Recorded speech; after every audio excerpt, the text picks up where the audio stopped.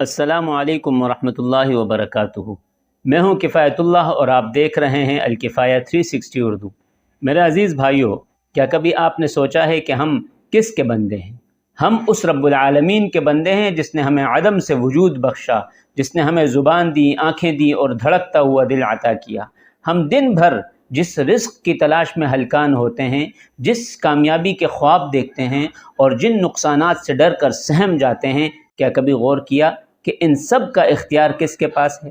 قرآن کریم میں اللہ رب العالمین صاف فرماتا ہے وَإِن يَمْسَسْكَ اللَّهُ بِضُرٍّ فَلَا كَاشِفَ لَهُ إِلَّا هُوَ وَإِن يُرِدْكَ بِخَيْرٍ فَلَا رَادَّ لِفَضْلِهِ۔ اگر اللہ تمہیں کسی مصیبت میں ڈالے تو اس کے سوا کوئی اسے دور کرنے والا نہیں، اور اگر وہ تمہارے ساتھ بھلائی کا ارادہ کرے تو اس کے فضل کو کوئی روکنے والا نہیں۔ سبحان اللہ۔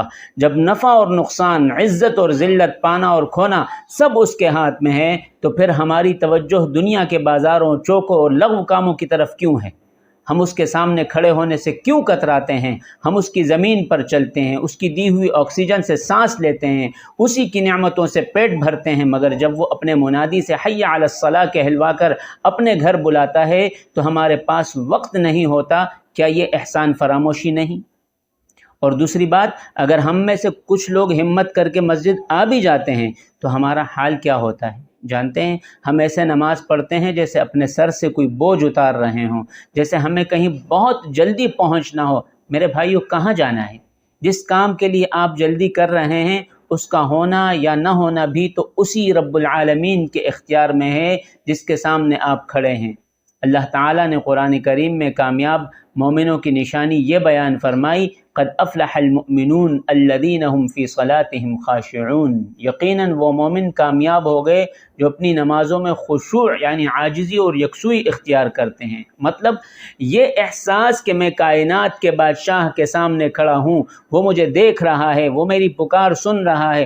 جب ہم اس کے سامنے کھڑے ہو کر جلدی کرتے ہیں تو گویا ہم اپنی زبان حال سے نعوذ باللہ یہ کہہ رہے ہوتے ہیں کہ یا اللہ، تیرے علاوہ باقی کام زیادہ اہم ہیں۔